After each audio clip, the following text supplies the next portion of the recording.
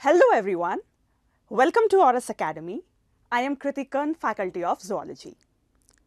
So why am I here again today, right? आपको पता है कि हमने नीट के लिए नीट 2024 को टारगेट करते हुए हमने रिवीजन प्रोग्राम चालू किया है, जिसमें हम आपको बारी बारी से हर चैप्टर का रिवीजन प्रोवाइड कर रहे हैं।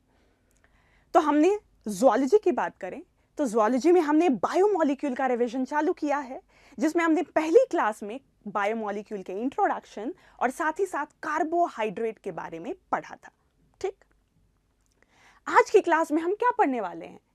तो आज की क्लास में as you can see that we are going to talk about lipids, right? तो लिपिड के बारे में हम क्या क्या पढ़ेंगे? तो सबसे पहले लिपिड होता क्या है, लिपिड का काम क्या है, ये पढ़ेंगे। फिर लिपिड कितने टाइप का होता है, कहाँ पाया जाता है, फंक्शन क्या है, इन सारी चीज़ों को हम डिस्कस करेंगे। एंड मोस्ट इंपॉर्टेंटली हमारा जो डिस्कशन होगा that is going to be NCERT centric. NCERT के इर्द गिर्द ही घूमेंगे। अगर समझने के लिए कुछ आजू बाजू की चीज़ें हमें अगर जाननी पड़े तो हम उसको समझेंगे, पर mostly 95% of the time we are going to stick to the NCERT only, right? So to begin with, lipids होते क्या हैं lipids, है ना? हमने जब स्टार्टिंग का एक्सपेरिमेंट देखा था कि किसी भी टिश्यू में, चाहे एनिमल टिश्यू हो, प्लांट टिश्यू हो, उसमें कौन कौन से बायोमॉलिक्यूल प्रेजेंट होते हैं, ये पता लगाने के लिए हमने उस टिश्यू को क्रश किया था यूजिंग ट्राइक्लोरोएसिटिक एसिड, और फिर उसको छान दिया था। और छानने के बाद हमें दो पूल्स मिले थे बच्चा, एक एसिड सॉल्यूबल पूल था और एसिड इनसॉल्यूबल पूल था।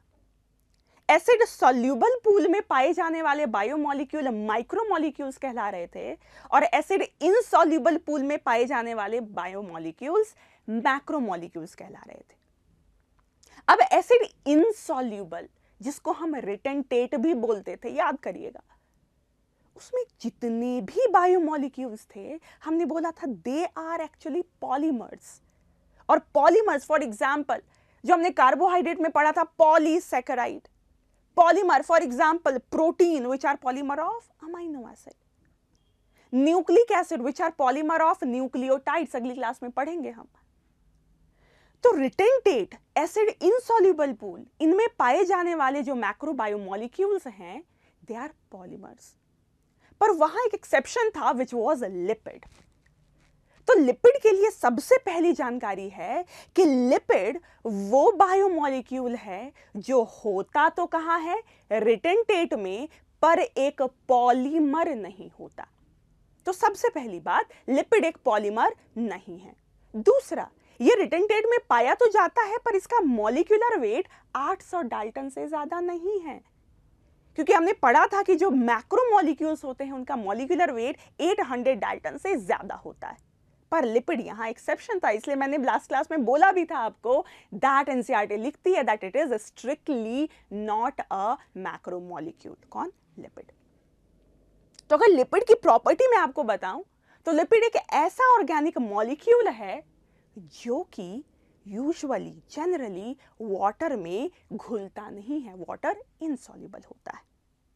तो क्या ये किसी भी चीज में नहीं घुलेगा? तो ये घुलेगा, पर ये किसी और नॉन पोलर सॉल्वेंट में घुल सकता है।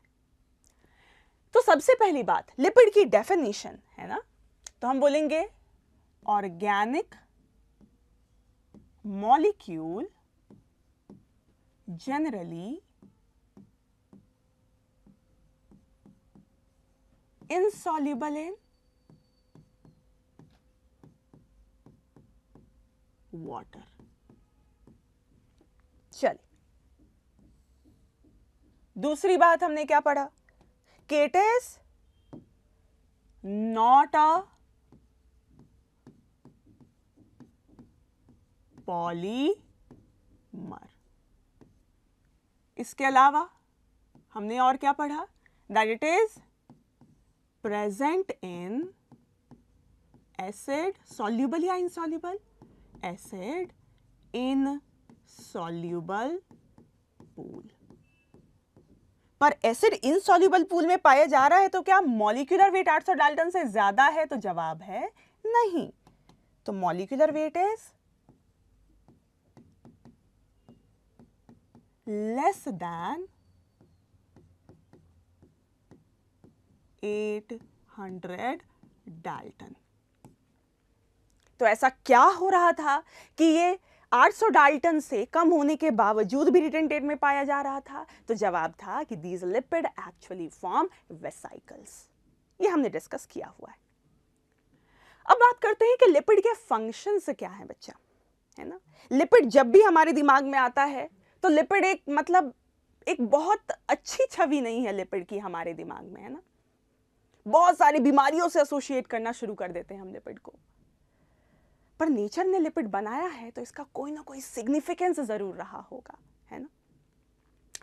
तो लिपिड का फंक्शन हमारी बॉडी में क्या होता है? सबसे पहला फंक्शन, ये जो लिपिड है बच्चा, इसके ऑक्सीडेशन से आपके बॉडी को मिलती है एनर्जी।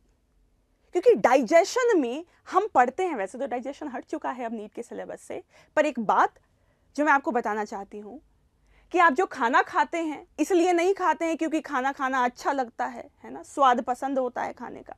खाना खाने का मेजर उद्देश्य क्या है? उससे आपको एनर्जी डिराइव करनी है। और जो एनर्जी जिस खाने से आप पाते हैं, those are carbohydrates, lipids and proteins. अब हर टाइप के जो भी हम ये खाना खा रहे हैं, carbohydrate rich food, lipid rich food, protein rich diet, इन सब से कितनी एनर्जी मिलती है? तो अगर आप 1 ग्राम कार्बोहाइड्रेट का ऑक्सीडेशन करेंगे तो आपको जो एनर्जी मिलती है वो है 4 किलो कैलोरी। पर वहीं अगर 1 ग्राम अगर आपने लिपिड का ऑक्सीडेशन किया तो आपको एनर्जी मिलती है 2 गुनी से भी थोड़ी ज्यादा, that is nearly 9 kilo calorie. तो आप देख रहे हैं कि आपके लिपिड का जो वन ऑफ द यूजेस है that is for energy production. तो सबसे पहला काम लिपिड का क्या हो जाएगा? दैट सोर्स ऑफ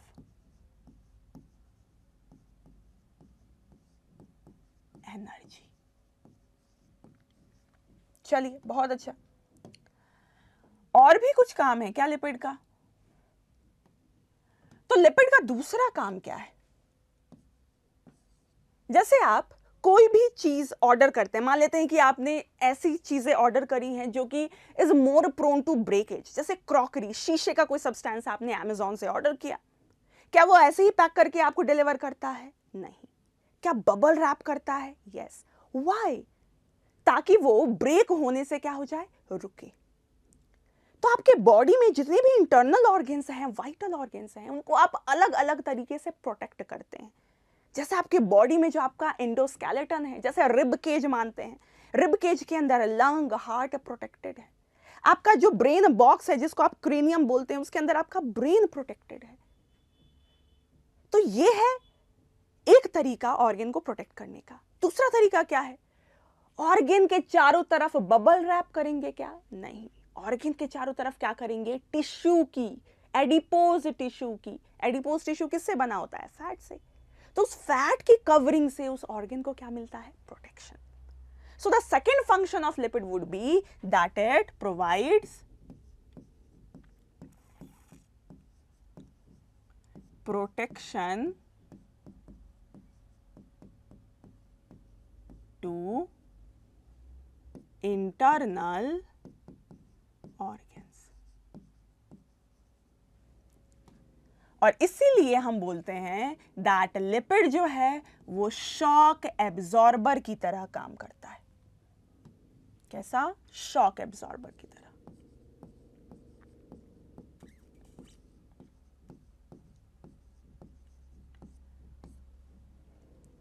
साथ ही साथ और क्या फंक्शन हो सकता है लिपिड का बच्चा? तो जो लिपिड है वो सबक्यूटेनियसली, मतलब स्किन के नीचे पाया जाता है और ये एक बैड कंडक्टर ऑफ हीट होता है। तो हम बोल सकते हैं कि जो लिपिड है वो बॉडी से हीट लॉस को क्या करता है? प्रिवेंट करता है। सो तीसरा function of lipid would B, कहां लिख दूं? यहां लिखती हूं बच्चा, दैट एक्ट्स एज इंसुलेटर। मतलब हीट लॉस को क्या करता है? ये रोकता है। तो ये तो कुछ फंक्शंस हो गए लिपिड्स के जनरलाइज्ड, है ना। तो हमने डेफिनेशन देखा, हमने फंक्शन देखा। अब बात करते हैं कि हमारे बॉडी में या थ्रू आउट बायोस्फीयर में कितने टाइप के लिपिड पाए जाते हैं। तो लिपिड को जो है हमने ब्रॉडली 3 कैटेगरी में कैटेगराइज किया है। As you can see on the screen, the 3 categories of lipids include simple lipid, compound lipid जिसको conjugated lipid बोला, and derived lipid. हमेशा जब भी चीजों को हम क्लासिफाई करते हैं, there has to be a criteria. क्या क्राइटेरिया है? तो इन सारी क्लासिफिकेशन को बारी बारी से हम डिटेल में पढ़ेंगे, पर थोड़ा सा मैं आपको अभी बता दूं कि अगर आपको लिपिड बनाना है तो आपको 2 चीजें लगेंगी, and those 2 things are alcohol and fatty acid. Alcohol और फैटी एसिड को जब जोड़ेंगे तो आपको क्या मिलेगा? लिपिड। मतलब लिपिड बनाने के लिए 2 चीजें चाहिए। ऐसा लिपिड जिसको बनाने में केवल फैटी एसिड एंड अल्कोहल लगे, ऐसा लिपिड कहलाएगा एकदम साधारण सिंपल लिपिड। मतलब सिंपल लिपिड को बनाने में आपको क्या क्या इंग्रेडिएंट्स लगेंगे? So those ingredients would be alcohol plus fatty acids. क्या होते हैं ये अभी हम आगे पढ़ने वाले हैं बारी बारी से। पर अगर मैं कंपाउंड लिपिड की बात करूं, जिसको कॉन्जुगेटेड लिपिड भी बोलते हैं, लिपिड है तो उसको बनाने के लिए फैटी एसिड एंड अल्कोहल तो चाहिए ही होगा, पर तीसरा सब्सटेंस भी आ जाएगा यहां पर। तो यहां पर वो तीसरा सब्सटेंस क्या हो सकता है? तो कंपाउंड लिपिड बनाने के लिए you'll be needing alcohol, you'll be needing fatty acid, and you'll be needing the third component जिसको मैंने लिख दिया X for example. अब वो X क्या है? इस बेसिस पे कंपाउंड लिपिड को हमने अलग अलग टाइप में कैटेगराइज कर दिया है। अगर वो X फॉस्फेट है तो फॉस्फोलिपिड, अगर वो X आपका कार्बोहाइड्रेट है तो बोल दिया ग्लाइकोलिपिड। तो फॉस्फोलिपिड में X क्या होगा? फॉस्फेट। ग्लाइकोलिपिड में X क्या होगा बच्चा? आपका कार्बोहाइड्रेट।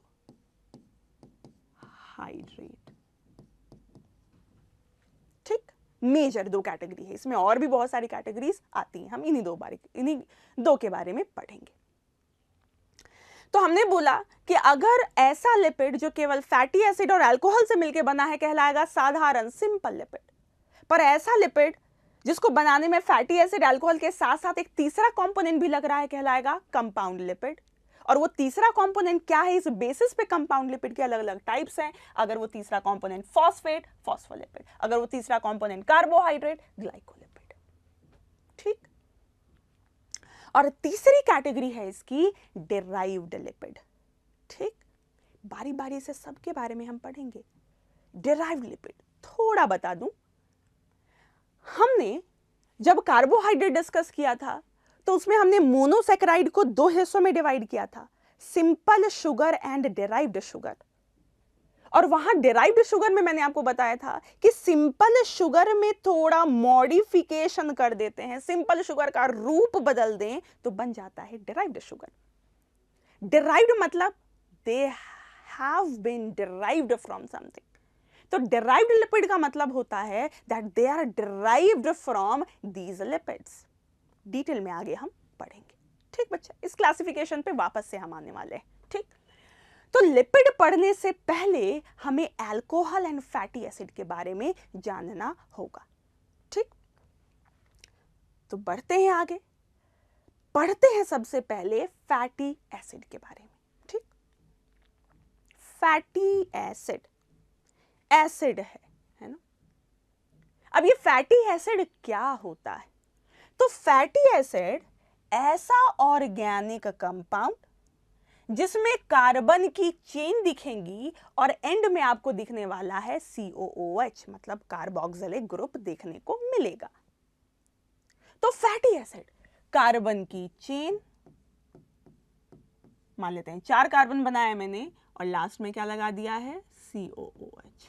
तो इसको मैंने क्या बोल दिया, ये एक फैटी एसिड कहला सकता है। तो हम बोल सकते हैं fatty acids are nothing but the hydrocarbon containing COOH group. अब ये जो फैटी एसिड है इसके दो टाइप्स होते हैं बच्चा।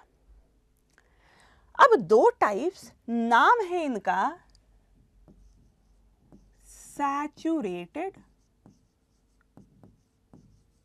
फैटी एसिड और दूसरा टाइप होता है unsaturated fatty acid. Fatty acids क्या होते हैं, कार्बन की चेन जिसके आखिरी में आपको क्या दिखने वाला है, COOH। और इसी फैटी एसिड को हमने दो हिस्सों में डिवाइड किया है, saturated as well as unsaturated. Saturated मतलब एकदम संतृप्त है। संतृप्त मतलब कार्बन जो है, कार्बन की जो चेन दिख रही है आपको, इसमें किसी भी प्रकार का कोई अनसैचुरेशन मतलब कोई भी डबल बॉन्ड, ट्रिपल बॉन्ड कहीं भी देखने को नहीं मिलेगा। मतलब इस हाइड्रोकार्बन चेन में आपको कहीं डबल बॉन्ड अगर देखने को ना मिले तो हम बोलेंगे ऐसा फैटी एसिड कहलाएगा saturated fatty acid.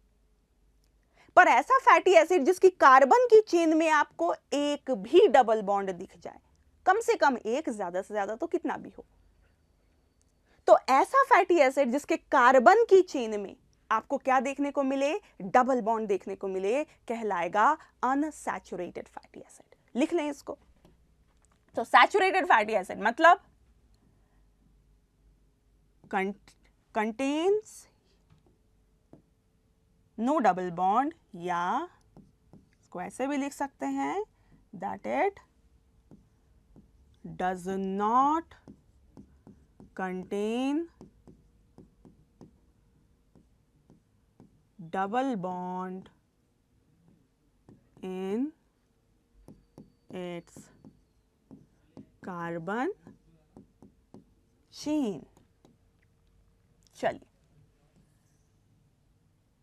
unsaturated double bond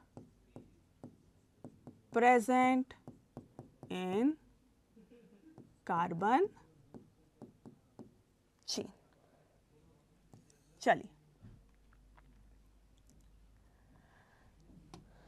अब देखिए, जो सैचुरेटेड फैटी एसिड होगा उसके एग्जाम्पल्स क्या हैं और उसको हम लिखेंगे कैसे, वो लिखना सिखा रही हूं मैं आपको। देखिए, सबसे पहले मान लेते हैं, है ना, समझाने के लिए कि आपको सैचुरेटेड फैटी एसिड बनाना है। मैंने बना दिया कार्बन कार्बन कार्बन कार्बन और लास्ट में मैंने लिख दिया है COOH। ठीक, चल अब देखिए, अगर सैचुरेटेड है तो कोई भी डबल बॉन्ड ट्रिपल बॉन्ड हमें ऐड नहीं करना है। मतलब कार्बन की जो वैलेंसी होंगी वो केवल सिंगल बॉन्ड से सैटिस्फाई होने वाली है और इसको हम हाइड्रोजन से सैटिस्फाई करेंगे। बताइए यहां कितने हाइड्रोजन लगाऊं, 3। यहां कितने हाइड्रोजन लगाऊं, 2। यहां पर 2, यहां पर 2। तो क्या इसको लिखने का तरीका एक और हो सकता है कि मैं एक एंड पे CH3 फिक्स कर दूं और एक एंड पे COOH फिक्स कर दूं और बीच में CH2 काउंट कर लूं कितने आ रहे हैं, 1 2 3। तो कितने हो गए CH2, 3। इसको लिखने का एक तरीका ये भी हो सकता है कि एक एंड पे मैंने CH3 फिक्स कर लिया और एक एंड पे मैंने COH फिक्स कर लिया, बीच में क्या आने वाला है, CH2 CH2 CH2 CH2। तो यही होगा हमारा लिखने का तरीका, किसका, सैचुरेटेड फैटी एसिड का। तो इसके एग्जाम्पल्स अगर मैं बात करूं, है ना, तो एक एग्जाम्पल होता है palmitic acid. Palmitic acid 16 carbon वाला फैटी एसिड है। कितने कार्बन वाला, 16 कार्बन वाला। तो इसको लिखने का तरीका क्या होगा बच्चा जी, एक एंड पे CH3 फिक्स करेंगे, एक एंड पे COOH फिक्स करेंगे। बताइए आपने कितने कार्बन यूटिलाइज कर लिए, 2 कार्बन, एक यहां पर एक यहां पर, बचा कितना कार्बन, 14। तो क्या दे देंगे, CH2 14। क्या समझ आ रहा है आपको।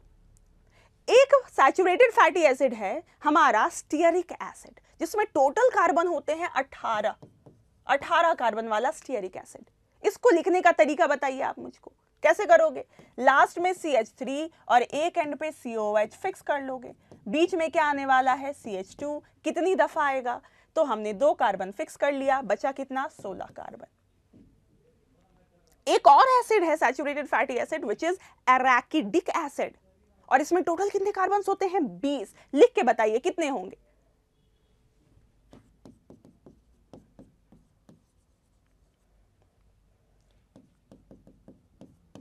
क्या आपका जवाब यही है? तो अगर आपका जवाब ये है तो आप सही हैं। अराकिडिक एसिड जिसमें 20 कार्बन होंगे, एक एंड पे CH3 फिक्स किया, एक एंड पे COH फिक्स किया, बीच में CH2 की संख्या कितनी हो जाएगी, 20 में से 2 माइनस कर दो, 18। So that's how we write the saturated fatty acid. चलिए जी, तो इसको हम लिख लेते हैं।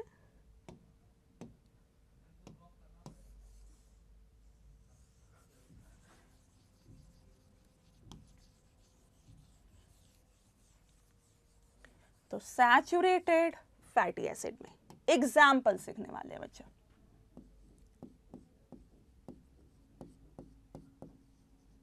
एग्जाम्पल नंबर 1 क्या होगा?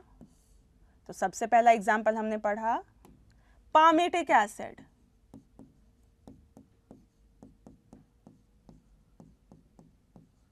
पामेटिक एसिड में टोटल कितने कार्बन होते हैं? तो आप बोलेंगे टोटल होते हैं इसमें 16 कार्बन। इसको लिखने का तरीका क्या होगा? तो इसको लिखने का तरीका होगा, एक एंड पे CH3 फिक्स किया, एक एंड पे COOH फिक्स किया, और बीच में CH2, कितनी दफा, 14। दूसरा एग्जाम्पल क्या है हमारा? दूसरा एग्जाम्पल है हमारा स्टीयरिक एसिड। स्टीयरिक एसिड में कितने कार्बन होंगे?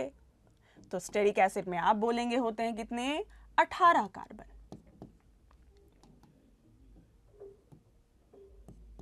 और अगर 18 कार्बन होते हैं बच्चा, तो इसको लिखने का तरीका क्या होगा, CH3 बराबर COH एक एंड पे बराबर, और CH2 बीच में कितनी दफा आएगा, 16। तीसरा एग्जाम्पल मैंने आपको क्या बताया था, that arachidic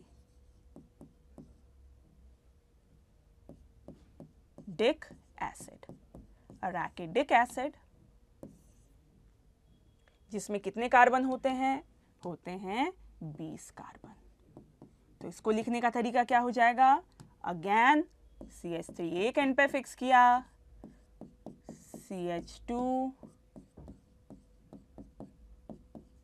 राइट। सवाल आता है, पूछा जाएगा अगर आपसे कि बताइए स्टीयरिक एसिड में अगर कार्बोक्सिलिक ग्रुप के कार्बन को एक्सक्लूड किया तो टोटल कितने कार्बन हैं?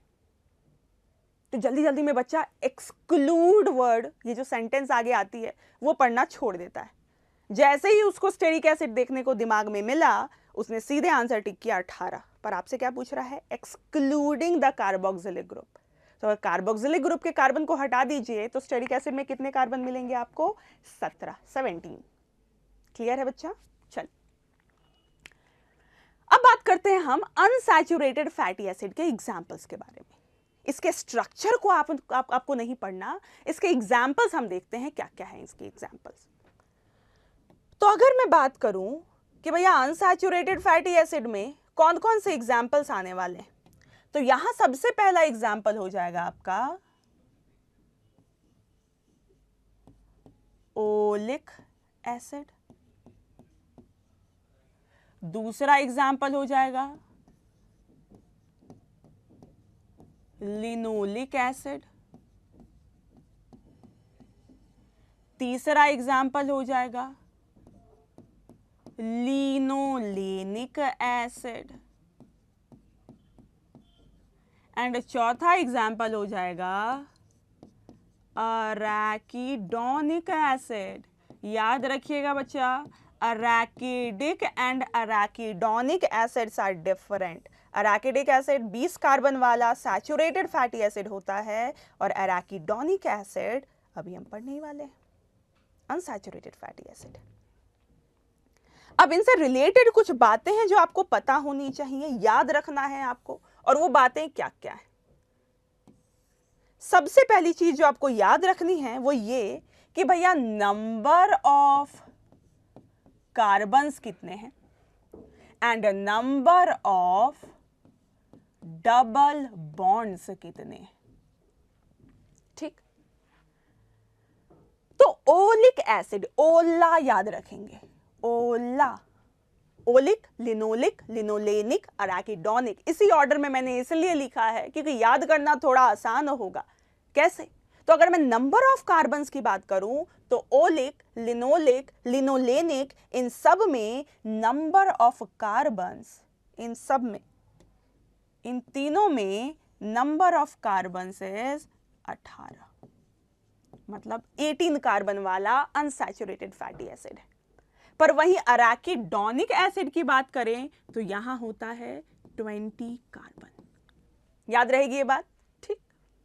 अब नंबर ऑफ डबल बॉन्ड की बात करें, सबसे आसान, ओलिक में 1 डबल बॉन्ड, लिनोलेइक में 2 डबल बॉन्ड, लिनोलेनिक में 3 डबल बॉन्ड और अराकिडोनिक में 4 डबल बॉन्ड। ठीक, सीक्वेंस में अगर याद किया नाम तो ये फीचर्स याद करना आसान होगा आपके लिए। ओला, oleic, linoleic, linolenic, arachidonic. Number of carbon ऊपर के 3 में 18, लास्ट में 20। Number of double bond 1 2 3 4। Clear? अब देखिए, अनसैचुरेटेड फैटी एसिड है और अगर एक डबल बॉन्ड है तो इसको हम बोलते हैं मोनो अनसैचुरेटेड फैटी एसिड। समझ में आ रहा है? हम ओलिक एसिड को क्या बोलेंगे बच्चा? अगर एक डबल बॉन्ड है तो क्या बोलेंगे? मोनो अनसैचुरेटेड फैटी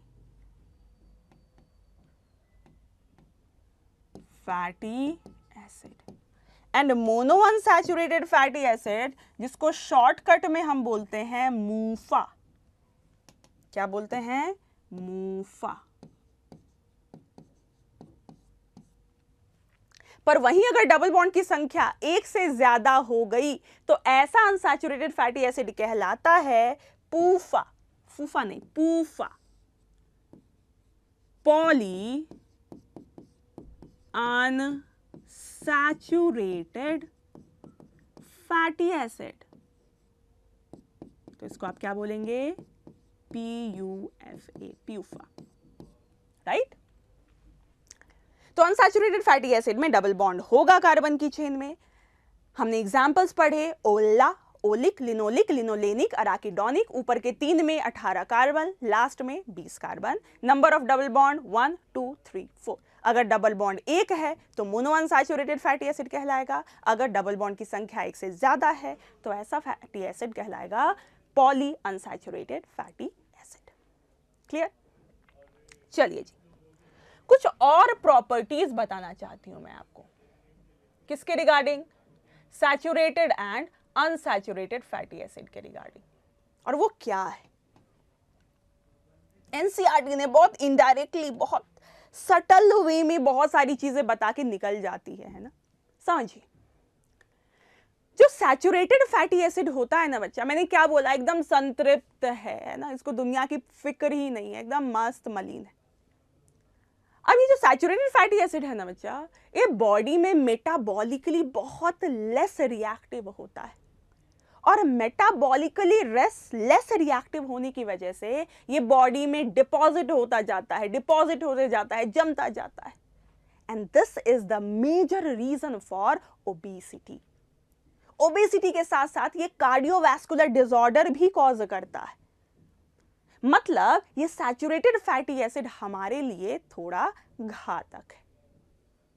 इसलिए जिनको हाई कोलेस्टेरॉल की बीमारी होती है ना, उनमें usually doctors saturated fatty acids खाने से मना करते हैं। ठीक, पर जो अनसैचुरेटेड फैटी एसिड है ये उसके मुकाबले मेटाबॉलिकली थोड़ा ज्यादा रिएक्टिव होता है, इसलिए बॉडी में ये जमा नहीं होगा, मतलब ओबेसिटी कॉज करने में इसका उतना योगदान नहीं होगा। ठीक, तो एक पॉइंट जो मैंने आपको बताया सैचुरेटेड फैटी एसिड के बारे में, that is it is metabolically less नहीं, ये तो more less reactive, yes yes yes, it is metabolically less reactive. और ये अगर मेटाबॉलिकली लेस रिएक्टिव है तो क्या होगा बच्चा? Therefore gets deposited and cause obesity or cardiovascular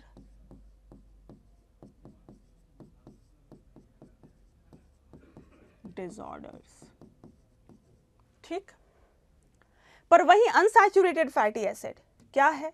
तो इट इज मेटाबॉलिकली मोर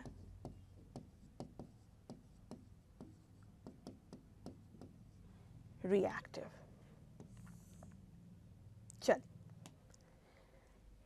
एक और पॉइंट जो मैं आपको बताना चाहती हूं वो ये कि जो सैचुरेटेड फैटी एसिड होता है ना बच्चा, इसकी पैकिंग बहुत अच्छी होती है, क्योंकि अनसैचुरेशन जैसे ही डबल बॉन्ड आता है इसकी पैकिंग थोड़ी सी ढीली होती है।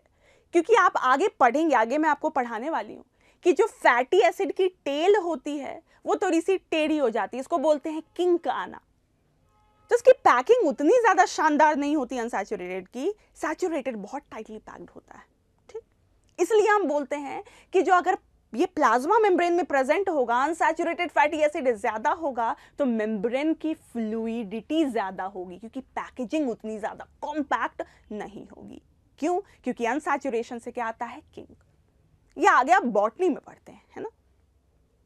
तो ये पॉइंट मैंने क्यों डिस्कस किया? ऐसा इसलिए क्योंकि जो सैचुरेटेड फैटी एसिड होता है इसका जो मेल्टिंग पॉइंट होता है वो थोड़ा सा ज्यादा होता है। इसको आप कैसे समझेंगे? अगर मैंने आपको दो लिपिड दिया, एक ऐसा लिपिड जिसमें सैचुरेटेड फैटी एसिड ज्यादा और एक ऐसा लिपिड जिसमें अनसैचुरेटेड फैटी एसिड ज्यादा, और दोनों को नॉर्मल टेम्परेचर पे रखा, इसका मेल्टिंग पॉइंट ज्यादा है, मतलब इसको टेम्परेचर थोड़ा सा ज्यादा देना पड़ेगा पिघलने के लिए as compare to this.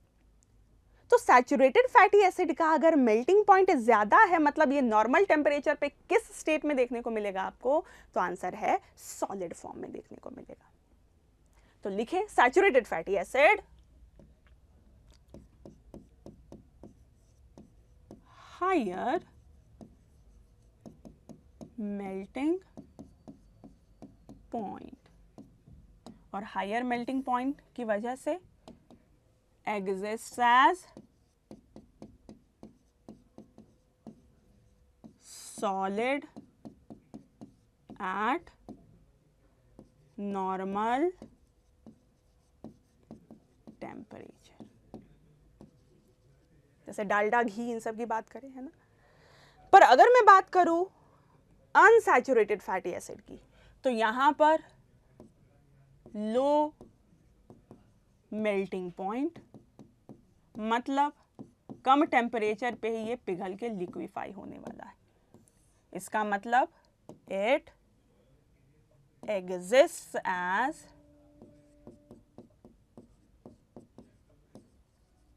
Liquid, या इसको मैं बोल सकती हूं ऑयल एट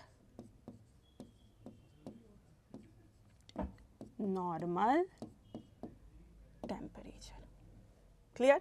चल, तो ये बातें हमने सीखी किसके रिगार्डिंग? ये बातें हमने सीखी हैं अपने फैटी एसिड के regarding. I hope it is clear. अब हम बात करेंगे, हमने बोला था ना लिपिड बनाने के लिए हमें दो चीजें चाहिए, fatty acid as well as alcohol. तो अब हम पढ़ेंगे बच्चा जी एल्कोहल के बारे में। एल्कोहल है ना, इथेनॉल, मिथेनॉल, सुना है नाम आपने? ऑल, OH ग्रुप आया है ना। तो आज हम बहुत एल्कोहल, ऑर्गेनिक केमिस्ट्री नहीं पढ़ रहे हैं, हम अपना डिस्कशन रेस्ट्रिक्टेड रखेंगे उन्हीं पॉइंट्स तक जो कि हमें लिपिड पढ़ने में थोड़ा ईज प्रोवाइड करेगा, राइट। तो एल्कोहल के बारे में आज हम क्या पढ़ेंगे? अगर आपको लिपिड पढ़ना है तो आपने अगर 2 एल्कोहल पढ़ लिया आपका काम हो जाएगा। एक अल्कोहल है जिसका नाम है ग्लिसरॉल। एक अल्कोहल जिसका नाम क्या है? ग्लिसरॉल। अब ये ग्लिसरॉल दिखता कैसा है भैया? शक्ल क्या है ग्लिसरॉल की?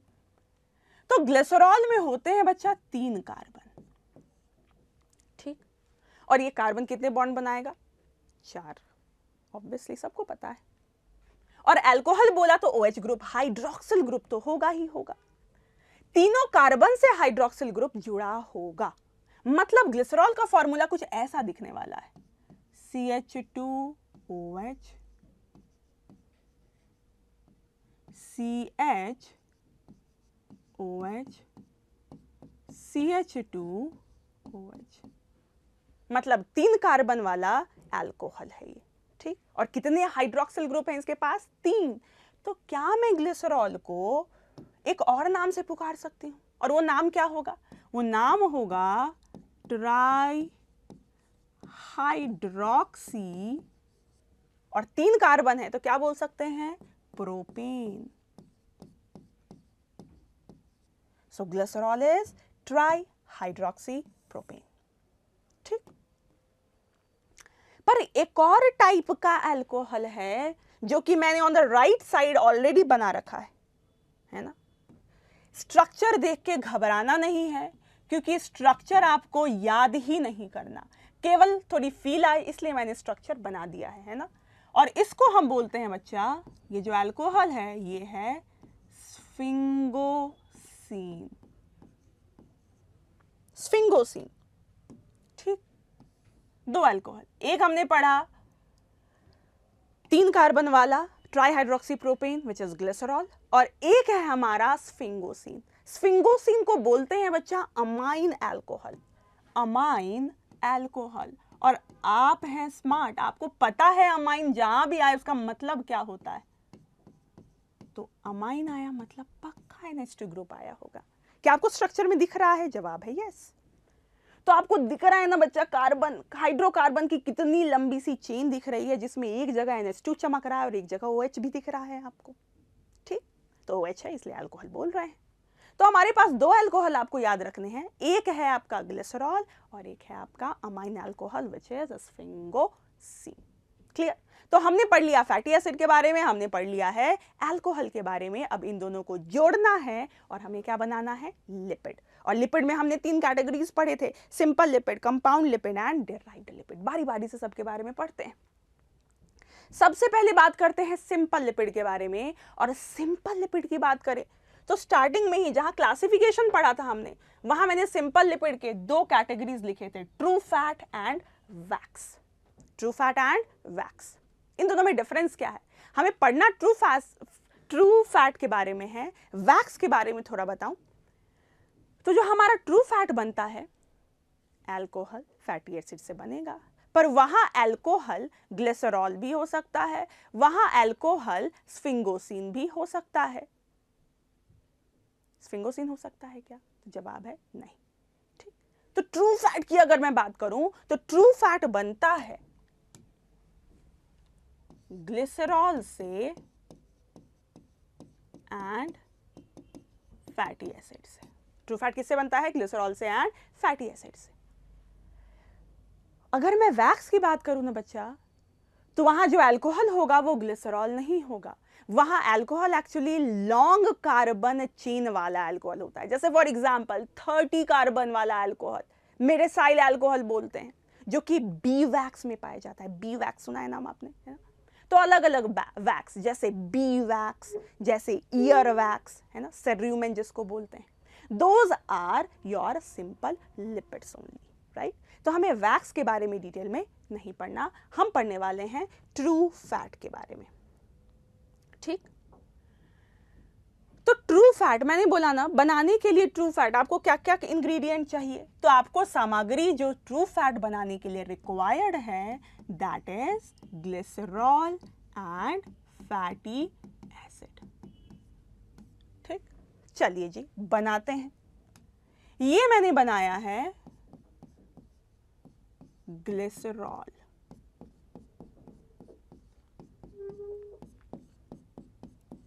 अब इस ग्लिसरॉल से हमें जोड़ना है फैटी एसिड। मान लेते हैं मैंने बना लिया एक फैटी एसिड, ऐसे लिखा फैटी एसिड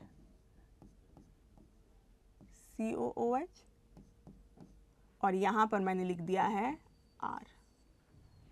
R मतलब कार्बन की जो चेन है हमारी। ठीक, फैटी एसिड को ऐसे रिप्रेजेंट किया है मैंने, है ना, क्योंकि हमने बोला था ना कार्बन की चेन है और एंड में क्या है COOH, तो COH मैंने अलग से लिख लिया है और इस चीज को मैंने R से रिप्रेजेंट किया है। क्लियर? चलिए, अब तक तो मुझे लगता है कोई तकलीफ नहीं हो रही होगी आपको समझने में। अब ग्लिसरॉल और फैटी एसिड आया आमने सामने, अब क्या होने वाला है भैया? तो हमने जब ग्लाइकोसिडिक बॉन्ड कार्बोहाइड्रेट में पढ़ा था, आमने सामने अगर दो OH दिख रहा है आपको, तो बायोमोलिक्यूल में क्या करना है आपको? डिहाइड्रेशन। और डिहाइड्रेशन होके क्या बनेगा? बॉन्ड। वहां जो बॉन्ड बन रहा था वो बन रहा था ग्लाइकोसिडिक बॉन्ड। यहां जो बॉन्ड बनेगा, देखिए जरा, इसका OH और इसका H गायब, क्या करेगा? डिहाइड्रेशन, मतलब क्या निकलने वाला है? H2O बाहर। क्या होने वाला है रिजल्ट? तो CH2 CHOH CH2OH, और यहां आके क्या जुड़ने वाला है बच्चा? यहां आके जुड़ गया है हमारा फैटी एसिड। मतलब ग्लिसरॉल में एक फैटी एसिड जुड़ गया और इस स्ट्रक्चर को हमने बोलना शुरू कर दिया मोनोग्लिसराइड। इस स्ट्रक्चर को क्या बोलते हैं? मोनोग्लिसराइड। और ये जो बॉन्ड बना है, इस बॉन्ड को हम बोलते हैं एस्टर बॉन्ड। क्या बोलते हैं? Ester bond. इसलिए इस रिएक्शन को हम एस्टरिफिकेशन रिएक्शन भी बोलते हैं। तो एक ग्लिसरॉल से एक फैटी एसिड आके जुड़ गया, हमने बोल दिया क्या बन गया? Ester bond. पूरा resultant structure is called as monoglyceride. ऐसा ही दूसरे पोजीशन पे भी हो सकता है। तो अगर एक ग्लिसरॉल से दो फैटी एसिड आके जुड़ गया तो क्या बनेगा? डाइग्लिसराइड। अगर एक ग्लिसरॉल से तीन फैटी एसिड आके जुड़ गया तो क्या बनेगा? ट्राइग्लिसराइड। ठीक, इसको थोड़ा इलेबोरेट फॉर्म में यहां देखें, रिएक्शन आपके सामने। ये रहा ग्लिसरॉल, ये रहा फैटी एसिड नंबर 1, और यहां आने के बाद क्या होने वाला है बच्चा? इसका OH और H बाहर जाएगा, क्या होने वाला है? डिहाइड्रेशन। क्या बन गया है? Ester bond. दूसरा फैटी एसिड आया और इसने क्या किया? अगेन डिहाइड्रेशन करवाया, दूसरा वाटर मॉलिक्यूल निकला, सेकेंड एस्टर बॉन्ड बन गया, और इस स्ट्रक्चर को हमने क्या बोला है? डाइग्लिसराइड। तीसरा फैटी एसिड आया और तीसरा फैटी एसिड के आने से क्या होगा? अगेन डिहाइड्रेशन, तीसरा वाटर मॉलिक्यूल निकला और तीसरा एस्टर बॉन्ड बन गया, क्या बोला हमने? ट्राइग्लिसराइड। राइट? तो इसको लिख लेते हैं कि एक ग्लिसरॉल, यहां लिख देती हूं मैं, एक ग्लिसरॉल प्लस एक fatty acid would give rise to monoglyceride. ठीक, एक ग्लिसरॉल प्लस दो fatty acid would form diglyceride. एक ग्लिसरॉल प्लस तीन fatty acid would form triglyceride. और याद रखिएगा कि ये जो फैटी एसिड्स आ रहे हैं ये सेम भी हो सकते हैं, डिफरेंट भी हो सकते हैं। राइट? तो अगर आपसे बोला गया बच्चा कि आपको बनाना है ट्राइग्लिसराइड, बताइए कितनी बार डिहाइड्रेशन होगा? तो आंसर है 3। कितने एस्टर बॉन्ड बनेंगे? तो आंसर है 3। ठीक, फिर अगर आपसे बोला गया कि आपको एक ट्राइग्लिसराइड का कंप्लीट हाइड्रोलिसिस करना है, हाइड्रोलिसिस मतलब वाटर की प्रेजेंस में ब्रेक। अब देखिए, अगर बॉन्ड बनाया है तो वाटर रिमूव किया, बॉन्ड तोड़ना है तो वाटर ऐड करना पड़ेगा। तो अगर आपको ये बॉन्ड तोड़ना है तो कितने बॉन्ड्स होंगे ट्राइग्लिसराइड में? तो जवाब है 3 एस्टर बॉन्ड्स होंगे। और 3 एस्टर बॉन्ड को तोड़ने के लिए आपको कितने वाटर मॉलिक्यूल देने हैं? तो आंसर है 3। मतलब एक ट्राइग्लिसराइड की कंप्लीट हाइड्रोलिसिस में आपको कितने वाटर मॉलिक्यूल्स देने हैं? तो आंसर है 3। डाइग्लिसराइड में 2, मोनोग्लिसराइड में 1। ठीक, चलिए, तो ये बात हो गई हमारे ट्रू फैट की। और ट्रू फैट आपके बॉडी में जो स्टोरेज, एडिपोज टिश्यू में जो स्टोरेज का काम करने वाला है हमारा फैट, वो ट्रू फैट ही होता है। ठीक है, चलिए आगे बढ़ते हैं बच्चा। तो हमने पढ़ लिया है सिंपल लिपिड के बारे में, है ना, जिसको बनाने के लिए केवल फैटी एसिड और अल्कोहल चाहिए था। और फैटी एसिड एंड अल्कोहल में हमने डिटेल में पढ़ लिया क्या होते हैं। और हमने सिंपल लिपिड में ट्रू फैट के बारे में जाना कि अगर उसको बनाना है तो चाहिए ग्लिसरॉल एंड फैटी एसिड। ठीक, चलिए अब बात करते हैं कंपाउंड लिपिड की। और कंपाउंड लिपिड क्या होता है? तो कंपाउंड लिपिड होता है भैया कि आपको फैटी एसिड, आपको अल्कोहल और आपको कोई तीसरा कंपोनेंट भी मिल जाए तो मजा आ जाए, क्या बन जाएगा? कंपाउंड या कॉन्जुगेटेड लिपिड। और अगर वो तीसरा कंपोनेंट फॉस्फेट है तो ऐसा कंपाउंड लिपिड क्या कहलाएगा? फॉस्फोलिपिड। और जो फॉस्फोलिपिड है बच्चा, उसके 2 एग्जाम्पल जो आपको एकदम पढ़ने हैं, कंठस्थ होने चाहिए। दोज 2 एग्जाम्पल्स आर, एक है आपका लेसीथिन और दूसरा है आपका स्फिंगोमाइलिन। 2 फॉस्फोलिपिड आपको पढ़ना है। ठीक, और इसको मैं भी डिटेल में आपको पढ़ाने वाली। चलिए, तो सबसे पहले हम बात करने वाले हैं लेसिथिन के बारे में। लेसिथिन को बोला जाता है that it is actually the most abundant phospholipid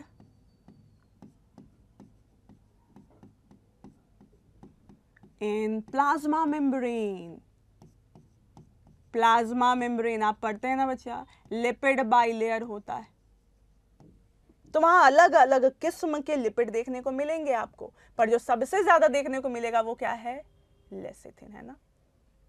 तो एनिमल प्लाज्मा मेम्ब्रेन में सबसे ज्यादा पाए जाने वाला फॉस्फोलिपिड इज एक्चुअली लेसिथिन। अब लेसिथिन बनाना है आपको, तो आपको क्या क्या चीजें लगेंगी? लेसिथिन बनाने के लिए आपको 2 सामग्री तो चाहिए ही चाहिए, और वो क्या है? ग्लिसरॉल और क्या है? Fatty acid. और कितने फैटी एसिड्स? तो मैं लिख देती हूं बच्चा, 2 फैटी एसिड। लेसिथिन बनाना है, क्या क्या इंग्रेडिएंट चाहिए? 1 ग्लिसरॉल चाहिए, 2 फैटी एसिड चाहिए, 1 फॉस्फेट चाहिए और 1 कोलिन चाहिए। आप बोलेंगे मैडम आपकी लिस्ट तो बढ़ती ही जा रही है ना, हम इतना कैसे याद रखेंगे? बायोमॉलिक्यूल तो ऐसे ही दिमाग खराब करके रखता है हमारी। तो बायोमॉलिक्यूल है ना, जो भी टॉपिक आपको परेशान करे ना बच्चा, है ना, उसको आप थोड़ा ज्यादा भाव दीजिए, है ना। जैसे एनिमल किंगडम परेशान करता है आपको, एवोल्यूशन परेशान करता है, बायोमॉलिक्यूल परेशान करता है, तो जो भी टॉपिक आपको परेशान करे थोड़ा उसको तवज्जो दीजिए, उसके साथ बैठिए, उसके साथ टाइम स्पेंड करिए। अगर आपको बायोमॉलिक्यूल से तकलीफ हो रही है तो उसको आप ज्यादा टाइम के लिए रिवाइज करें। और यहाँ स्ट्रक्चर इंपॉर्टेंट है, तो आपको स्ट्रक्चर पेन उठा के, दिमाग में इमेजिन नहीं करना है, पेन उठाना है और स्ट्रक्चर को प्रैक्टिस करना है। और जैसे ही फ्लुएंटली आप स्ट्रक्चर बनाने लगेंगे ना, आप you will develop a confidence. Basically बच्चों को स्ट्रक्चर से ही डर लगता है बायोमॉलिक्यूल में, और कुछ नहीं है। एंड बायोमॉलिक्यूल अगर आप मेरी राय से पूछें तो it is one of the easiest topics of all the topics that you study in zoology. ठीक, तो आपको अगर लेसिथिन पढ़ना है तो आपको क्या क्या चीजें चाहिए? Glycerol, fatty acid, phosphate and choline. बारी बारी से बना लेते हैं जी। यहां मैंने बनाया है 1 ग्लिसरॉल, CH2OH, CHOH, CH2OH। ठीक, कोई परेशान नहीं, ग्लिसरॉल तो एकदम आसान सा है। चलिए, मुझे बनाने हैं 2 फैटी एसिड, तो मैंने लिया और बना दिया फैटी एसिड। ये है फैटी एसिड नंबर 1, ये है फैटी एसिड नंबर 2। सेम भी हो सकता है, डिफरेंट भी हो सकता है। अब मुझे बनाना है फॉस्फेट, तो मैंने बनाया फॉस्फेट जी, ये लीजिए फॉस्फोरिक एसिड बना डाला। एक नया मेहमान है यहाँ पर, कोलिन, जिसका नाम आपने अभी तक तो नहीं सुना है, और कोलिन का स्ट्रक्चर मैं बनाती हूं, देखिए जरा।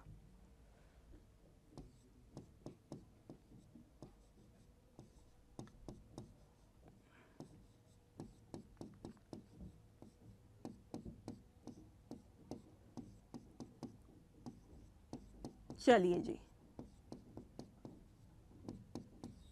ये जो स्ट्रक्चर मैंने बनाया है बच्चा ग्रीन कलर से, this structure is of choline. ठीक, अब मुझे इन सबको मिला के क्या बनानी है, मुझे बनाना है लेसिथिन। कैसे बनेगा? बहुत आसान। इस ग्लिसरॉल में 3 OH है, मतलब 3 जगह एस्टर बॉन्ड बनेगा। एक एस्टर बॉन्ड तो बना लेगा कौन? हमारा फैटी एसिड। ये वाला एस्टर बॉन्ड भी क्या बना लेगा? Fatty acid. मतलब 2 फैटी एसिड जुड़ेंगे, क्या होगा? 2 एस्टरिफिकेशन रिएक्शन, मतलब 2 बार डिहाइड्रेशन। ठीक, क्या एक एस्टर बॉन्ड ये भी बना सकता है हमारा फॉस्फेट भी? यस। तो अगर ग्लिसरॉल से 2 फैटी एसिड और फॉस्फेट जुड़ जाए, ग्लिसरॉल से क्या? 2 फैटी एसिड और क्या जुड़ जाए? फॉस्फेट। तो इस स्ट्रक्चर को हम बोलते हैं फॉस्फेटिडिक एसिड। क्या बोलते हैं इसको? Phosphatidic acid. किसको बोलते हैं phosphatidic acid? Glycerol, 2 fatty acid and only phosphate. ठीक, इसको बोलते हैं फॉस्फेटिडिक एसिड। पर अब मुझे किसको जोड़ना है? कोलिन को। तो कोलिन कैसे जुड़ेगा भैया? तो क्या आपको फॉस्फेट पे OH चमकता हुआ दिख रहा है? तो जवाब है यस। क्या आपको कोलिन में OH दिख रहा है? तो जवाब है यस। और OH दिख रहा है तो क्या कर दोगे? डिहाइड्रेशन। मतलब बताइए, अगर आपको लेसिथिन बनाना है तो कितने डिहाइड्रेशन करवाए हैं आपने? क्या 3 करवाए हैं? नहीं जी। कितने करवाए डिहाइड्रेशन? 4। 1 2 3 4, 4 डिहाइड्रेशन करवाए हैं आपने। ग्लिसरॉल से 2 फैटी एसिड डायरेक्टली जुड़ा हुआ है, एक फॉस्फेट जुड़ा है, और फॉस्फेट के साथ कौन जुड़ा है? कोलिन। और अब मैं इस स्ट्रक्चर को, इस पूरे स्ट्रक्चर को, जिसमें फॉस्फेटिडिक एसिड में क्या जुड़ा हुआ है? कोलिन, इसको बोलूंगी फॉस्फेटिडाइल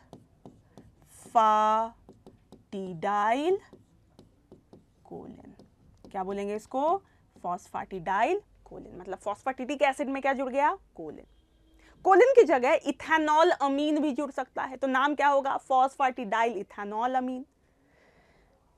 कोलिन की जगह सेरीन, सेरीन भी एक अमाइनो एसिड है जिसमें OH है ना? OH होता है, पढ़ेंगे हम अमाइनो एसिड की क्लास में। तो अगर सेरीन जुड़ गया तो क्या नाम होगा? Phosphatidyl serine. नहीं पढ़ना, हमें केवल क्या पढ़ना है? लेसिथिन। तो लेसिथिन को हम क्या बोलेंगे? Phosphatidyl Colin. लेसिथिन का दूसरा नाम क्या होगा?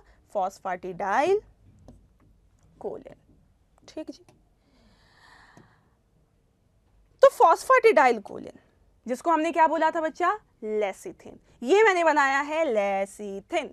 कितने डिहाइड्रेशन होंगे? तो आप बोलेंगे 4। तो अगर आपसे सवाल पूछा जाए कि आपको लेसिथिन की करनी है कंप्लीट हाइड्रोलिसिस, तो कंप्लीट हाइड्रोलिसिस में कितने वाटर मॉलिक्यूल देने पड़ेंगे? तो डिहाइड्रेशन 4 का हुआ था, तो वाटर मॉलिक्यूल कितने देने पड़ेंगे? 4। चलिए जी, तो ये रहा हमारा लेसिथिन का स्ट्रक्चर। क्या बनाया है यहाँ पर? लेसिथिन, जिसको फॉस्फेटिडाइल कोलिन बोल रहे हैं बच्चा। ठीक, अब मैंने बोला था ना कि ये सबसे ज्यादा पाए जाने वाला फॉस्फोलिपिड है प्लाज्मा मेम्ब्रेन में। देखिए जरा, ये मैंने बनाया है प्लाज्मा मेम्ब्रेन। प्लाज्मा मेम्ब्रेन पता है ना आपको क्या होता है? Lipid bilayer. तो मान लेते हैं ये रही सेल, ये रही सेल की प्लाज्मा मेम्ब्रेन। उसको थोड़ा जूम करके मैंने लिपिड बाइलेयर दिखाने की कोशिश करी। अब इस लिपिड बाइलेयर में देखिए, इस लिपिड को उठाया और यहां मैंने दिखाया है। अब इस लिपिड में आप 2 कंपोनेंट पढ़ते हैं बच्चा। एक आप पढ़ते हैं हेड, जिसको हम क्या बोलते हैं? Polar head. तो ये कंपोनेंट क्या है आपका? Polar head. पर आपको इसकी दो टेल दिख रही है क्या? और इसको हम क्या बोलते हैं? Non polar tail. Non polar tail बोलते हैं। तो polar head and non polar tail. तो आप लेसिथिन में देखिए, जहां पे ये जो चार्ज है ना, ये चीज जहां पे आई, this is nothing but actually the head of that lipid. और ये जो दो फैटी एसिड की जो चेन, जो कार्बन की लंबी चेन आती है ना, that actually forms the tail. तो ये और ये क्या बना रही हैं? इसकी टेल। और ये पूरा पोर्शन क्या बना रहा है? इसका हेड। तो head is what? Polar, hydrophilic, water loving, and tail क्या होता है? Non polar, hydrophobic. क्लियर है क्या इतनी बात? ठीक। तो ये हमने पढ़ा किसके बारे में? ये हमने पढ़ा है फॉस्फोलिपिड, जिसका एग्जाम्पल कौन हमने पढ़ा? कोलिन। कोलिन पढ़ा। कोलिन युक्त लेसिथिन। Is that clear? ठीक। तो हमने फॉस्फोलिपिड का पहला एग्जाम्पल पढ़ा है, कौन सा? लेसिथिन। दूसरा एग्जाम्पल बच्चा जी, बोला था मैंने स्फिंगोमाइलिन।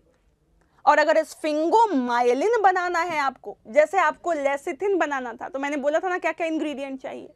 तो उसी तरीके से अगर स्फिंगोमाइलिन बनाना है तो आपको सारी चीजें सेम टू सेम लगेंगी, केवल एक डिफरेंस होगा। हमने लेसिथिन में अल्कोहल लिया था कौन सा? ग्लिसरॉल। पर स्फिंगोमाइलिन में नाम ही आ गया स्फिंगो, तो बताइए अल्कोहल कौन सा लेंगे? तो आंसर है स्फिंगोसीन। तो स्फिंगोमाइलिन में आपको जो इंग्रेडिएंट लगेगा वो है एक स्फिंगोसीन। आपको चाहिए एक फैटी एसिड, है ना? वहां दो फैटी एसिड था, यहां एक फैटी एसिड चाहिए।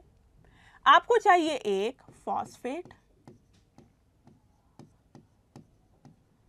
और आपको चाहिए एक कोलिन।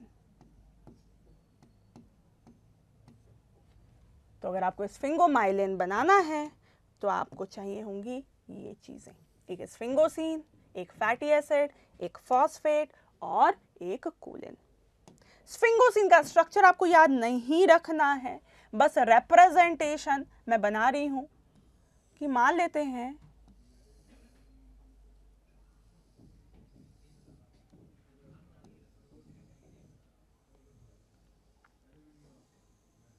ये मैंने बना दिया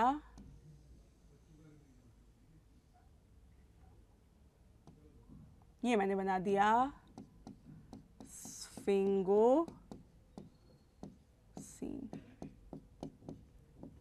ठीक है, नाइट्रोजन कंटेनिंग अल्कोहल हुआ करता था। इस स्फिंगोसीन से मैं जोड़ूंगी बच्चा जी एक फैटी एसिड को। तो इससे मैंने जोड़ दिया है किसको? एक फैटी एसिड को। फिर इससे मैं जोड़ूंगी एक फॉस्फेट को और इससे मुझे जोड़ना है एक कोलिन को। तो जो स्ट्रक्चर आपको मिलेगा वो क्या है? Structure of sphingomyelin. और ये स्फिंगोमाइलिन याद रखिएगा that they are actually present in the myelin sheath. Myelin sheath नाम सुना है क्या? कहीं पर पढ़ा है माइलिन शीथ के बारे में आपने? हमने न्यूरॉन्स में हम पढ़ते हैं बच्चा माइलिन शीथ के बारे में कि न्यूरॉन की जो एक्सॉन होती है उस पे इस लिपिड की कवरिंग चढ़ाई जाती है ताकि उस न्यूरॉन में जो इंपल्स का कंडक्शन है वो कैसा हो? थोड़ा फास्टर हो। इसके लिए माइलिन शीथ आती है। ये न्यूरल कंट्रोल एंड कोऑर्डिनेशन में हम पढ़ेंगे बच्चा, है ना? इंपल्स का कंडक्शन, माइलिन शीथ की वजह से जो कंडक्शन होता है वो जंप होके होता है, सॉल्टेटरी कंडक्शन बोलते हैं, है ना? पढ़ेंगे वहां पर। तो इस माइलिन शीथ के होने से कंडक्शन फास्ट होता है, और ऐसा न्यूरॉन जिसमें माइलिन शीथ पाई जाती हैं, ऐसे न्यूरॉन को क्या बोलते हैं? Myelinated neuron. तो present in the myelin sheath of myelinated neurons. काम क्या है इसका? तो इट increases the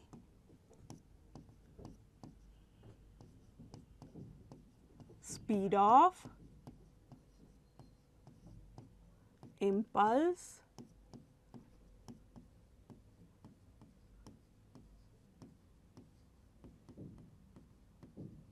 conduction। चलिए, तो हम पढ़ क्या रहे थे? हम पढ़ रहे थे कंपाउंड लिपिड। कंपाउंड लिपिड में हम पढ़ रहे थे फॉस्फोलिपिड, और फॉस्फोलिपिड में हमने दो एग्जांपल्स पढ़े, लेसिथिन एंड स्फिंगोमाइलिन। लेसिथिन में जो अल्कोहल यूज कर रहे थे वो था ग्लिसरॉल, और स्फिंगोमाइलिन में जो हमने अल्कोहल यूज किया दैट इज स्फिंगोसीन। ठीक है क्या? इसलिए स्फिंगोमाइलिन को स्फिंगोफॉस्फोलिपिड भी बोलते हैं, और हम लेसिथिन को ग्लिसरोफॉस्फोलिपिड भी बोलते हैं। ठीक जी, चलिए बढ़ते हैं आगे बच्चे जी। अब हमें पढ़ना है ग्लाइकोलिपिड के बारे में। ठीक, ग्लाइकोलिपिड जिसमें X क्या होता था? X होता था हमारा कार्बोहाइड्रेट। अगर फॉस्फेट है तो फॉस्फोलिपिड बोला, कार्बोहाइड्रेट होगा तो क्या बोलेंगे? ग्लाइकोलिपिड। और ग्लाइकोलिपिड में भी अगेन वही चीज, ग्लिसरॉल भी हो सकता है हमारा, और अल्कोहल स्फिंगोसिन भी हो सकता है। तो अगर अल्कोहल क्या हो? ग्लिसरॉल हो, तो ऐसा ग्लाइकोलिपिड क्या कहलाएगा? ग्लिसरो ग्लाइकोलिपिड। कब? जब ग्लिसरॉल प्रेजेंट हो।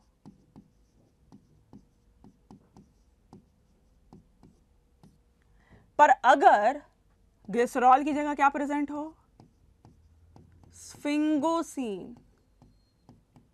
तो अगर स्फिंगोसिन प्रेजेंट है तो हम बोलेंगे ऐसा ग्लाइकोलिपिड कहलाएगा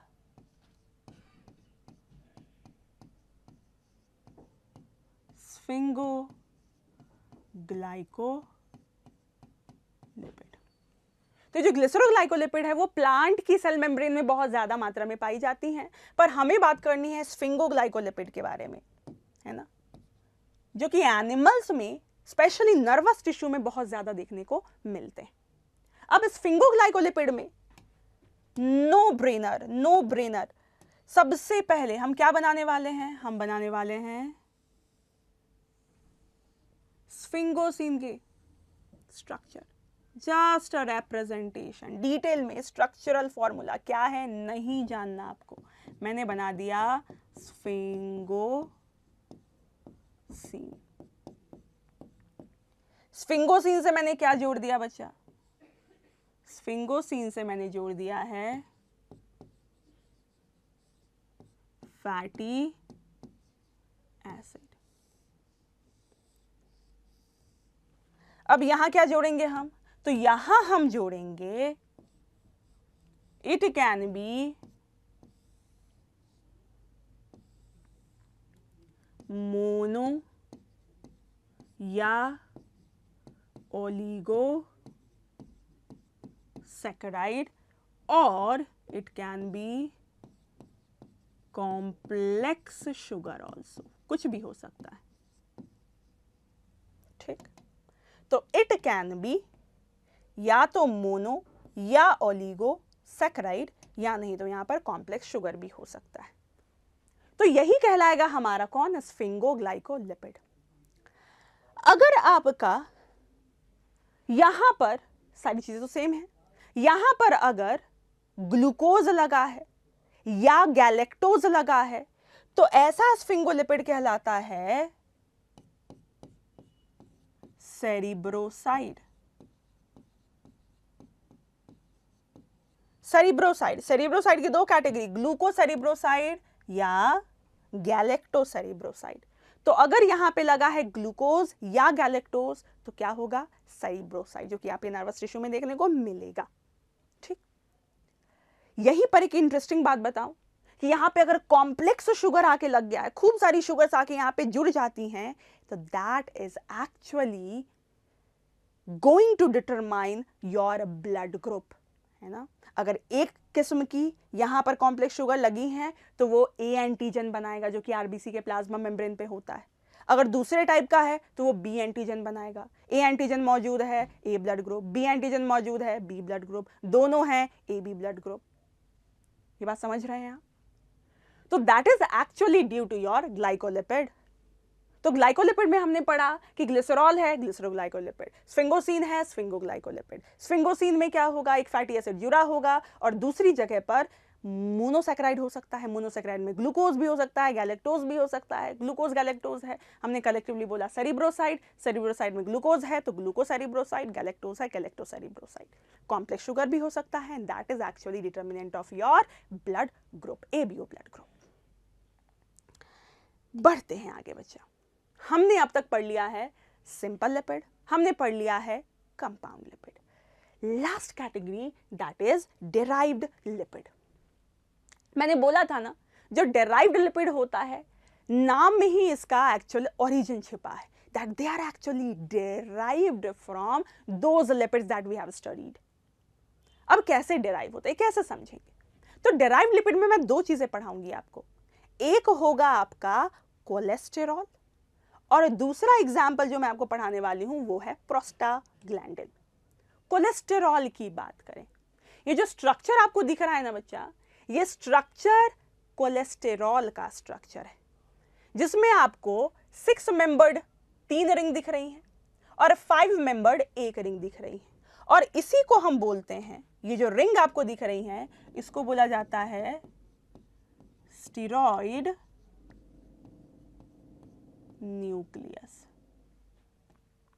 इसको हम बोलते हैं स्टीरॉयड न्यूक्लियस, ठीक। और यहां पर हाइड्रोकार्बन की चेन अटैच्ड है, ठीक। चलिए, तो जो कोलेस्टेरॉल होता है, सबसे पहली बात, cholesterol is present in plasma membrane of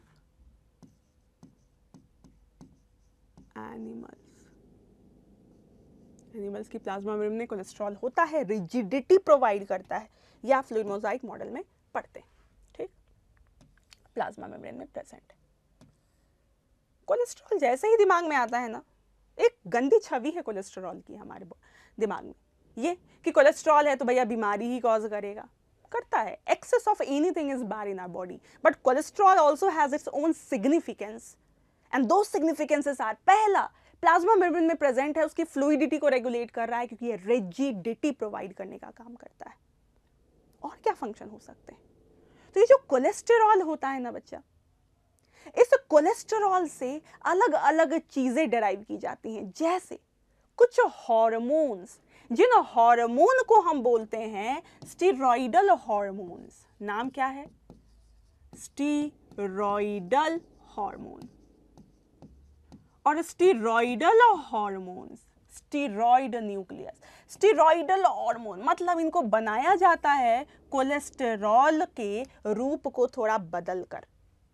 cholesterol में ही मॉडिफिकेशन किया, अलग अलग स्टीरॉयडल हार्मोन्स बनेंगे, एंड दोज हार्मोन्स इंक्लूड, पहला मेल सेक्स हार्मोन जिसको एंड्रोजन बोलते हैं, which is testosterone. Female sex hormone estrogen, progesterone. ये सब क्या है? All of them are steroidal hormone. एक और कैटेगरी बता, आपका जो एड्रीनल ग्लैंड होता है, एड्रीनल ग्लैंड किडनी के ऊपर बैठा होता है, adrenal gland supra renal gland भी बोलते हैं इसलिए क्योंकि किडनी के ऊपर है, रीनल मतलब किडनी। तो जो एड्रीनल ग्लैंड होता है ना बच्चा, इस एड्रीनल ग्लैंड को उठाओ, इसको एकदम से लॉन्गिट्यूडनली कट करो और ओपन करके देखो, तो इसके दो हिस्से दिखेंगे, एक बाहरी हिस्सा और एक अंदर का हिस्सा। अंदर का हिस्सा कहलाता है मेड्यूला, बाहरी हिस्सा कहलाता है कॉर्टेक्स। और इन दोनों रीजन से अलग अलग टाइप के हार्मोन्स रिलीज होते हैं क्योंकि एड्रीनल ग्लैंड एक एंडोक्राइन ग्लैंड है।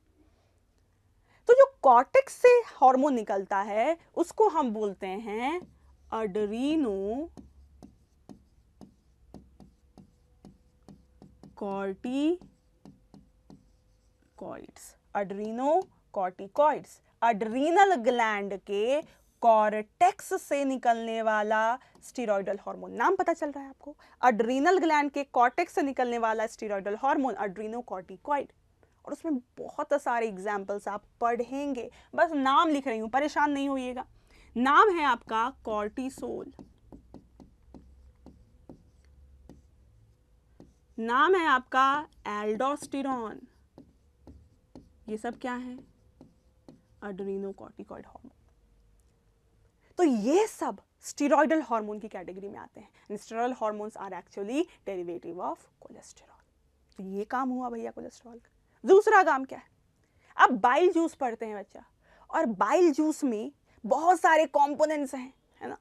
And one of the components of bile juice is bile salts, जिसमें सोडियम टोरोकोलेट, सोडियम ग्लाइकोकोलेट, ये सब नाम शायद आपने अगर सुना हो तो। पर अगर मोटा मोटी बात करें तो ये जो बाइल सॉल्ट्स बनते हैं they are actually derived from cholesterol. तो दूसरा function of cholesterol would be bile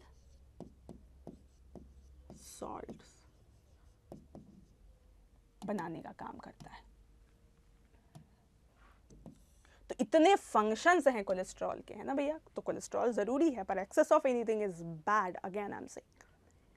अभी जो कोलेस्ट्रॉल है एनसीईआरटी लिखती है और कई दफा पूछा भी जाता है कि बनता कैसे। तो cholesterol precursor of cholesterol, precursor of cholesterol is precursor of cholesterol is acetic acid। याद रखिएगा, very important. Precursor of cholesterol is acetic acid. मैंने कोलेस्ट्रॉल को डेराइव्ड लिपिड बोला है ना बच्चा, और मैंने बोला कोलेस्ट्रॉल एसिटिक एसिड से बनता है। तो ऐसे कैसे भैया, है ना? मैं अपना स्टेटमेंट एक्सप्लेन तो करूं आपको, है ना? तो मान लेते हैं कि मेरे पास एक लिपिड है, सिंपल लिपिड, कंपाउंड लिपिड। क्या उसमें फैटी एसिड जुड़ा होगा? चाहे स्फिंगोसिन से जुड़ा हो, चाहे ग्लिसरॉल से जुड़ा होगा। तो अगर मैं उसको तोड़ दूं, अगर उसका कैटाबॉलिज्म करूं, तोड़ दिया, तो क्या फैटी एसिड रिलीज होगा? और अगर फैटी एसिड रिलीज होगा तो क्या हर फैटी एसिड में COOH और C लगा होगा? आगे जो भी चेन हो, सैचुरेटेड हो अनसैचुरेटेड हो, बात की बात है। क्या इसी को हम एसिटिक एसिड बोल सकते हैं? बोल सकते हैं क्या? 2 कार्बन वाला एसिड, एसिटिक एसिड। तो हम बोल सकते हैं कि हमारे उस लिपिड के कैटाबॉलिज्म से एसिटिक एसिड रिलीज हुआ होगा, और उस एसिटिक एसिड को ही हमने एज अ प्रिकर्सर यूज किया है टू सिंथेसाइज माय कोलेस्ट्रॉल। इसलिए कोलेस्ट्रॉल को क्या बोला? Derived lipid. और ऐसा कहां होता है? तो हमारा वो ग्लैंड जो बॉडी का बैकबोन है of metabolism, that gland is nothing but liver. तो कोलेस्टेरॉल सिंथेसिस कहां हो रही है? आपके लिवर में। आपने बहुत फ्रीक्वेंटली एक टर्मिनोलॉजी सुना होगा, cholesterol, good cholesterol, bad cholesterol, सुना है क्या?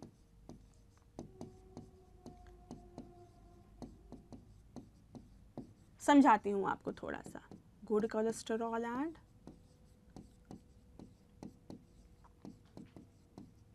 क्या होता है ना?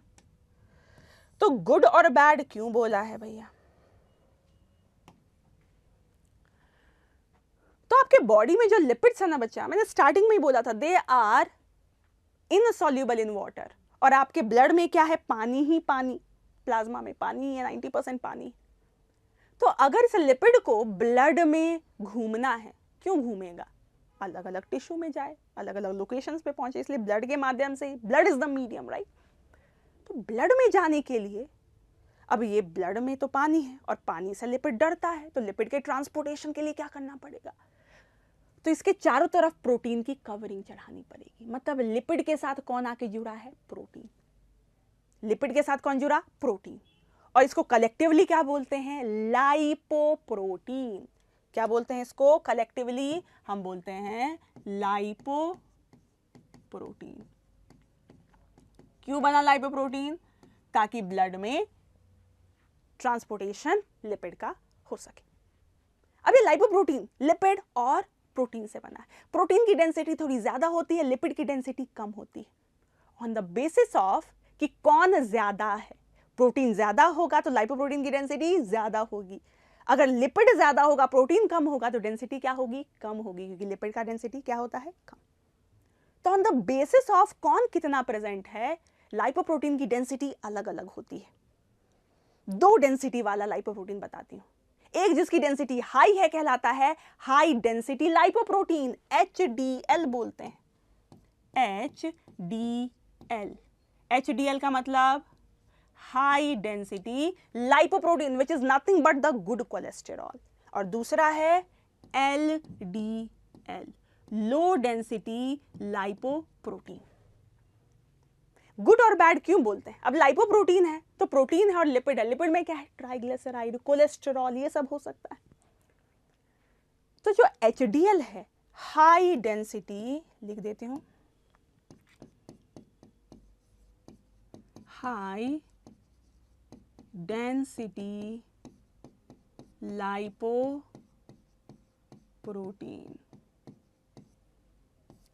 और इसको हम बोलते हैं लो डेंसिटी लाइपोप्रोटीन। ठीक, बस एक बात बताऊंगी, है ना, डिटेल में आपको नहीं पढ़ना, कि जो HDL है, हाई डेंसिटी लाइपोप्रोटीन है, जिसमें जो कोलेस्टेरॉल है, जिसको गुड कोलेस्टेरॉल बोला है, ये एक्चुअली इस कोलेस्टेरॉल को लिवर की तरफ ले जाता है और लिवर इसका क्या करता है? कैटाबॉलिज्म, मतलब ये रिमूवल ऑफ कोलेस्टेरॉल को प्रमोट कर रहा है। इसलिए HDL को हमने बोला गुड कोलेस्टेरॉल। पर जो LDL है, लो डेंसिटी लाइपोप्रोटीन, जिसमें जो कोलेस्टेरॉल है उसको बैड कोलेस्टेरॉल बोला है। क्यों बोला है? क्योंकि ये ब्लड वेसल में जाता है, ब्लड वेसल की तरफ इसका डायरेक्शन है, और जब वहां ब्लड वेसल में जाता है तो उसकी वॉल पे क्या होता है? डिपॉजिट होता है, जमता है। और जमता है तो क्या करेगा भैया? ल्यूमेन को नैरो करेगा, और ल्यूमेन नैरो हो गया भैया आर्टरी का, तो पता है आपको ऑक्सीजनेटेड ब्लड की सप्लाई कम हो जाएगी, अलग अलग जगह पर हाइपोक्सिया होने लगेगा, क्योंकि ऑक्सीजनेटेड ब्लड में है ऑक्सीजन, और ऑक्सीजन रिच ब्लड अगर टिश्यू को कम मिला तो टिश्यू में क्या होगी? हाइपोक्सिया। अलग अलग आर्टरी में, अगर ये कोरोनरी आर्टरी सुना है क्या नाम आपने? कोरोनरी आर्टरी पढ़ाऊंगी मैं आपको, हार्ट को जो ऑक्सीजनेटेड ब्लड सप्लाई करती है।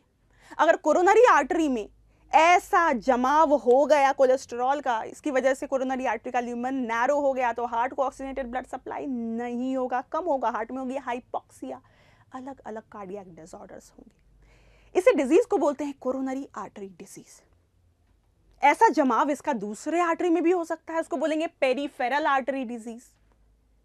तो भैया बैड कोलेस्टेरॉल ब्लड वेसल में जाके जमा होता है, ल्यूमेन को नैरो करता है और अलग अलग कार्डियोवैस्कुलर डिजीज कॉज करता है।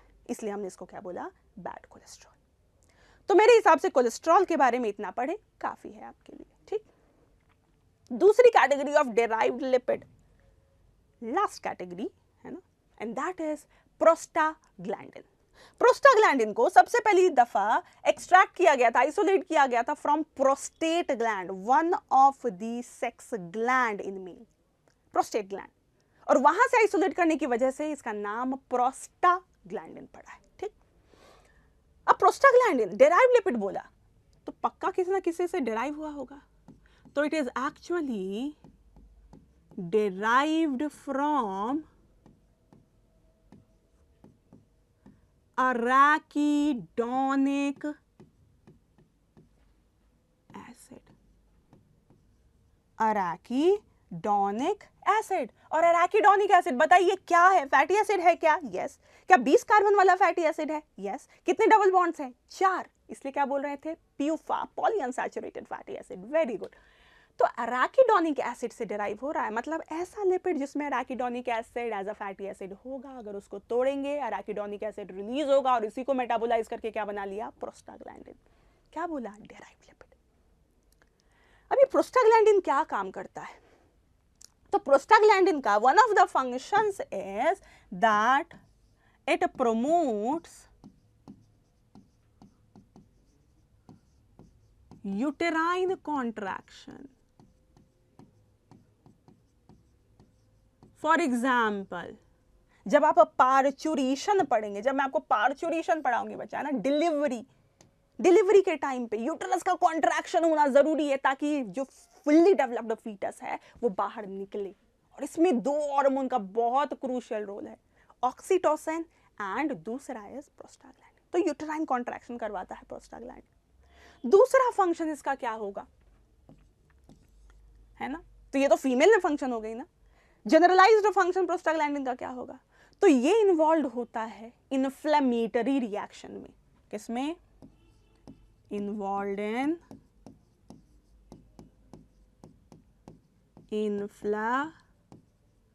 Inflammatory reactions. इन्फ्लेमेटरी रिएक्शन मतलब कहीं पे रेडनेस हो गई, स्वेलिंग हो गई, पेन फील हो रहा है, और मैं पेन को एम्फसाइज करूंगी। ये पेन का रिसेप्शन के लिए one of the responsible factors is prostaglandin.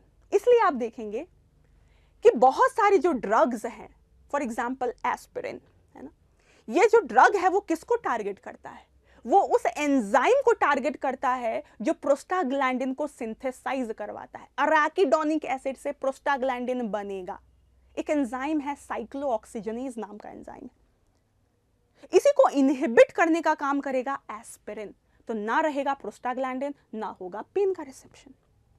तो जो आपका वो एस्पिरिन है वो इसी प्रोस्टाग्लैंडिन के सिक्रीशन को, सिंथेसिस को टारगेट करने का काम करता है। क्योंकि प्रोस्टाग्लैंडिन बना है अराकिडोनिक एसिड से, और अराकिडोनिक एसिड 20 कार्बन का अनसैचुरेटेड फैटी एसिड है, 20 कार्बन का, और 20 के लिए वर्ड आता है आइकोस, आइकोस, है ना, जैसे डेका, हेक्सा, हेप्टा ये सब बोलते हैं, तो आइकोस वर्ड किसके लिए आता है, 20 के लिए।